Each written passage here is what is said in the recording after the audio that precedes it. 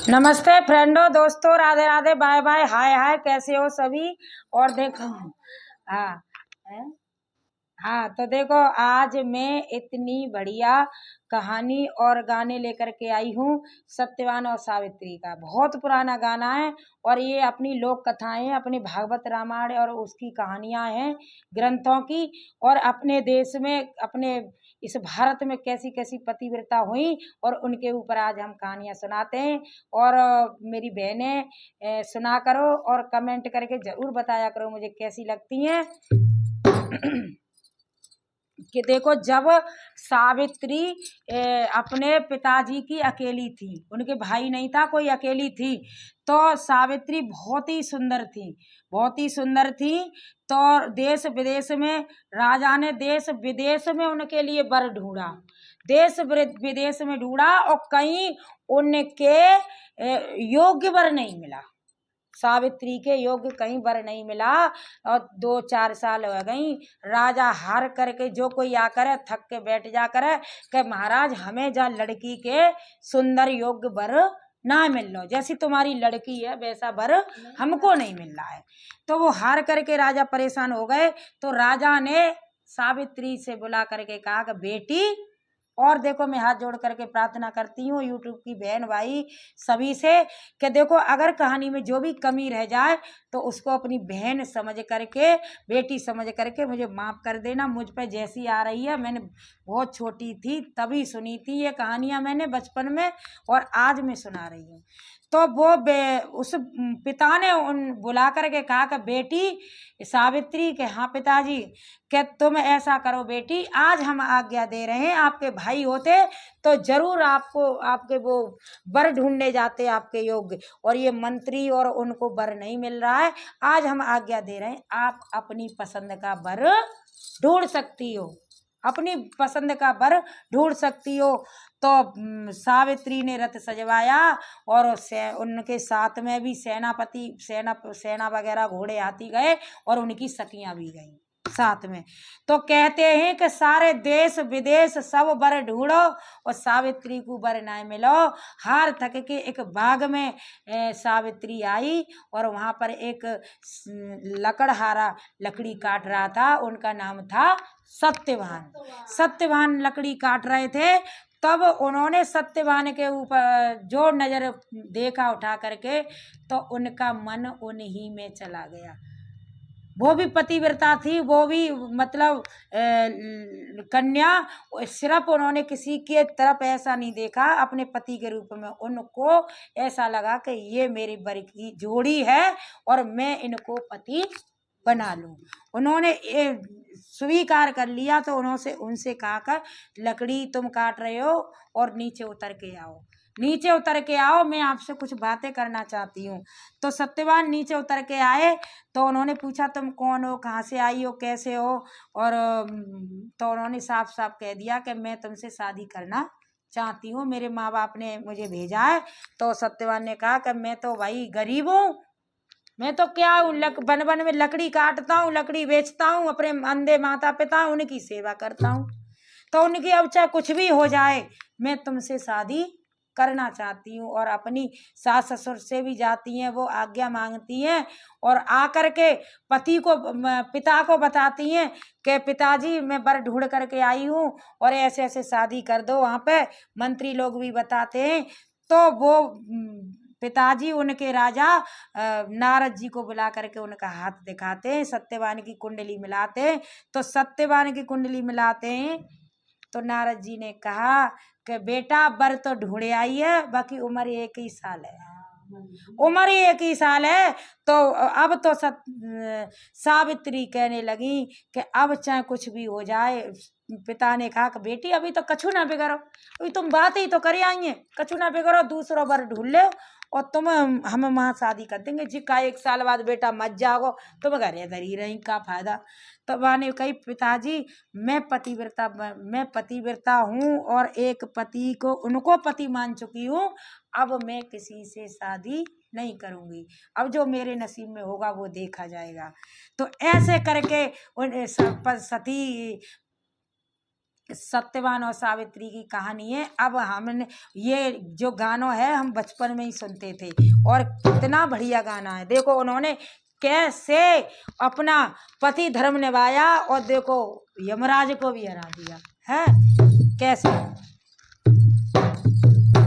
लकड़ी के कटैया सत्यवान जरा पेड़ से नीचे उतरे आना। लकड़ी के कटैया सत्यवान जरा पेड़ से नीचे उतरे आना।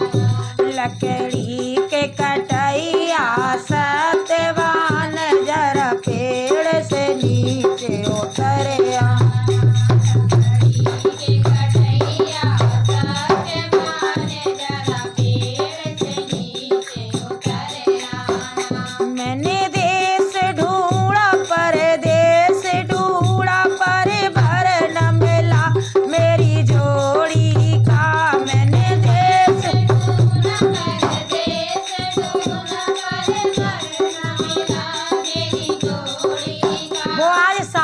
सत्यवान से कह रही है कि पेड़ से नीचे उतर आओ। ओ मैंने देश ढूंढा परदेश ढूंढा पर भर न मिला मेरी जोड़ी का। मैंने देश ढूंढा परदेश ढूंढा पर भर न मिला मेरी जोड़ी का। मुझे आप मिले भगवान मिले जरा पेड़ से नीचे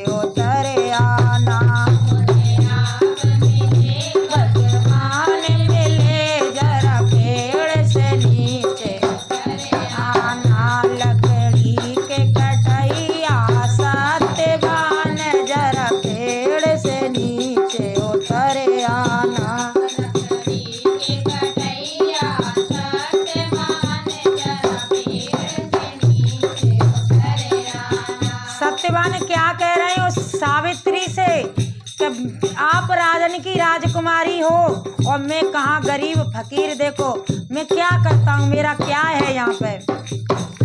लकड़ी के पेड़ पर रहता हूँ लकड़ी से गुजारा करता हूँ। लकड़ी के पेड़ पर रहता हूँ लकड़ी से गुजारा करता हूँ। लकड़ी के पेड़ पर रहता हूँ लकड़ी से गुजारा करता हूँ। लकड़ी के पेड़ पर रहता हूँ लकड़ी से गुजारा करता हूँ। मेरे आंधे धुंधे मात पिता मैं उनकी सेवा करता हूँ। मेरे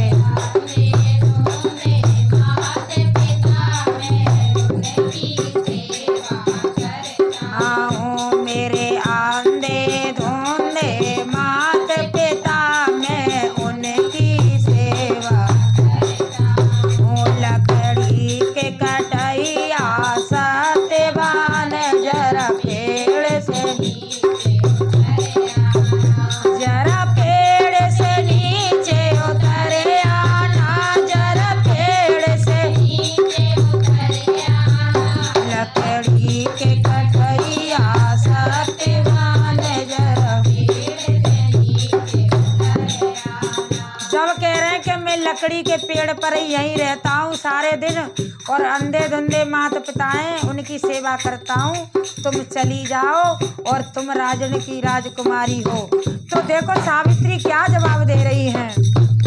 लकड़ी के पेड़ पर रह लूंगी लकड़ी से गुजारा कर लूंगी।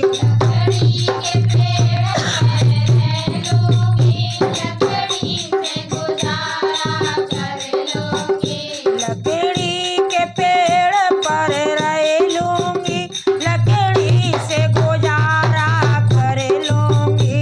लकड़ी के पेड़ पर रह लूंगी लकड़ी से गुजारा कर लूंगी। मेरे आंधे धुंधे सास ससुर में उनकी सेवा कर लूंगी। मेरे आंधे धुंधे सास ससुर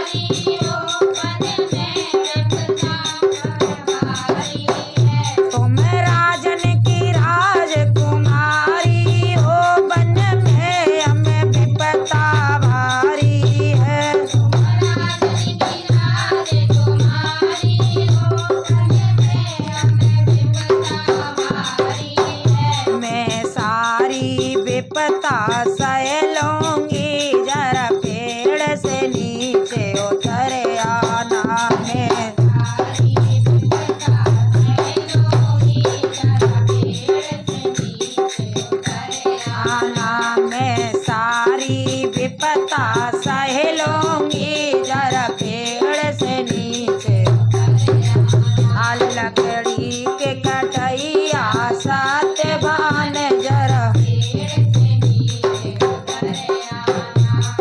और जब ये सत्यवान और सावित्री में शर्तें हो गई कि अंधे धुंधे माता पिताओं की सेवा कर लूंगी, सारी विपदा सह लूंगी, तो क्या कह रहे सत्यवान,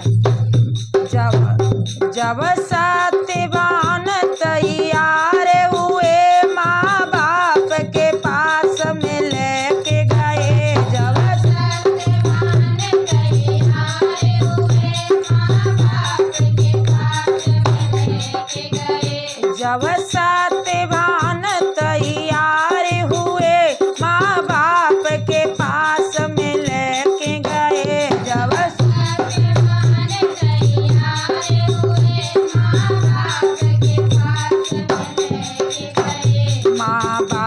को बात बताई है बेटा की करो सगाई है। माँ बाप को बात बताई है बेटा की करो सगाई है। लकड़ी के कटैया सत्यवान जरा पेड़ से नीचे उतरे आना। लकड़ी के कटैया सत्यवान जरा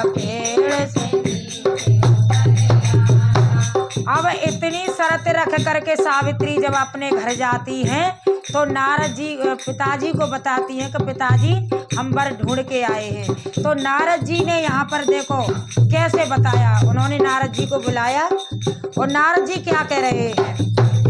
इतने में नारद बोले सौभाग्यवती रहो एक बरस।